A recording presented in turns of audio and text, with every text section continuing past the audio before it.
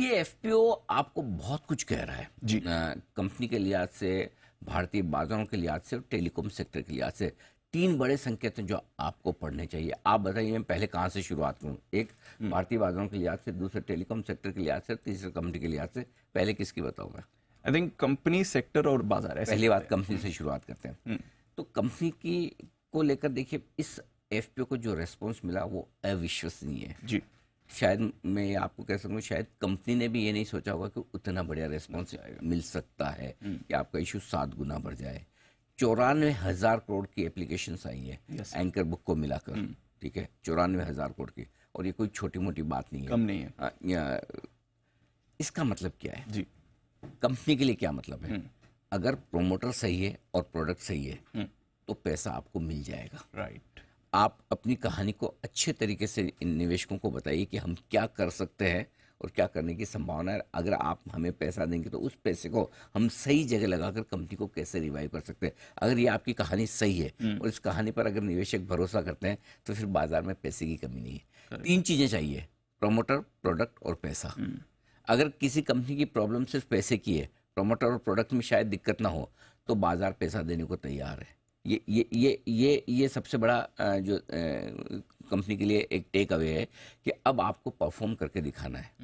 अभी भी 19% market share है वोडाफोन आइडिया के बाद, हर महीने सब्सक्राइबर लुटने के बावजूद। इसका मतलब है कि अभी भी पूरे बाजार ने और इनके कस्टमर्स ने अपना भरोसा छोड़ा नहीं। मेरे जैसे कस्टमर अभी भी हैं, क्योंकि हमें ये लगता है कि इतने बढ़िया प्रमोटर हैं। ठीक है, किसी भी कंपनी के लिए बीच के पीरियड में थोड़ी मुश्किलें हो सकती है, वो मुश्किलें बाहर निकल गई तो कंपनी वापस रिवाइव हो सकती है। और अगर इस कंपनी को मरना होता, बंद होना होता तो अब तक हो जाती है। बहुत मौके थे राइट। बीच में। सो वो एक जो भरोसा है, अब वो भरोसे पे कायम होना चाहिए, ये कस्टमर्स के लिहाज से। और दूसरा, इस बड़े रेस्पॉन्स के बाद कंपनी की एक जिम्मेदारी और है जी। और वो जिम्मेदारी निवेशकों के प्रति है। अगर जिस कंपनी की एग्जिस्टेंस को लेकर सवाल पिछले 2-3 साल में कई बार उठे हों, उस कंपनी को अगर निवेशक इतना रिस्पॉन्स देते हैं तो ये कंपनी की, बिरला ग्रुप की, वोडाफोन की और कुछ हद तक सरकार की भी, जिनकी 32-33% हिस्सेदारी, इन सब की जिम्मेदारी के इन्वेस्टर्स की वेल्थ बने, पैसा बनना चाहिए।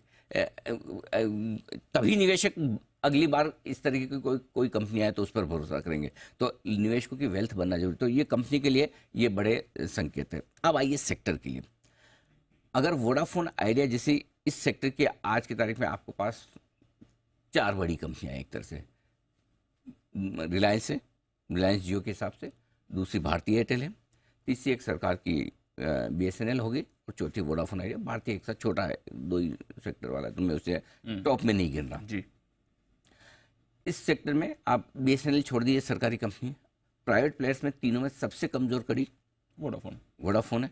अगर सबसे कमजोर कड़ी पर अगर लोग इतना भरोसा करें, ठीक है, एक चीज हो सकती है कहने के लिए दीप की रिटेल इन्वेस्टर्स 13 रुपए, 12 रुपए, 10 रुपए का स्टॉक है तो उसको बड़ा इंटरेस्ट आता है, लेकिन क्यूआईबी कैटेगरी में 19 गुना इशू भरता है। तो क्यूआईबी कैटेगरी 10 रुपए और 1000 रुपए में फर्क नहीं पड़ता है। वो वैल्यूएशन से पैसा डालते हैं या स्टोरी पर डालते हैं। करेक्ट। और एक से एक बड़े नाम आए, चाहे घरेलू फंड हो चाहे विदेशी फंड हो। तो ऐसे में एक चीज क्लियर है कि ये मैंडेट वोडाफोन आइडिया को नहीं है सिर्फ, ये मैंडेट टेलीकॉम सेक्टर को। आज मैं आपको एक बहुत बड़ी बात कहने जा रहा हूँ कि अगले 2 साल के लिए टेलीकॉम सेक्टर को अपने पोर्टफोलियो में भर लीजिए।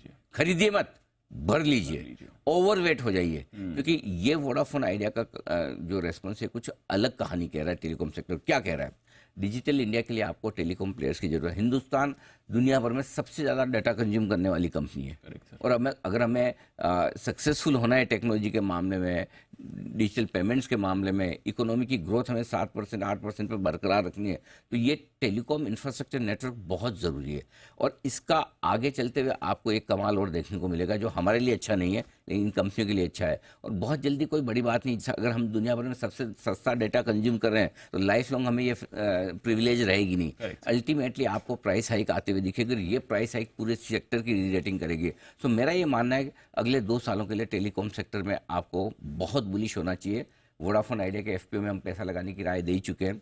भारतीय एयरटेल मुझे इनमें सबसे बेहतरीन दिखता है। रिलायंस जियो भी अच्छा है, लेकिन वो रिलायंस जियो के साथ आपको 4 बिजनेस और लेने पड़ते हैं, क्योंकि रिलायंस इंडस्ट्रीज का एक हिस्सा है। अनलेस कि वो डीमर्ज होकर अलग हो जाए तो आप एक उस पर कॉल ले सकते हैं। फिर आपको जो पसंद हो खरीदिए, भारती खरीदिए, आइडिया खरीदिए, रिलायंस खरीदिए, भारतीय हेक्सा खरीदिए, लेकिन ये सेक्टर आपके पोर्टफोलियो में ओवरवेट होना चाहिए। आज ये नोट करके रख लीजिए और 2 साल बाद हम बात करेंगे। आप देखिएगा साल भर 2 साल बाद इस सेक्टर में किस तरह की परफॉर्मेंस आती है, किस तरह की आउट परफॉर्मेंस आती है ये सेक्टर।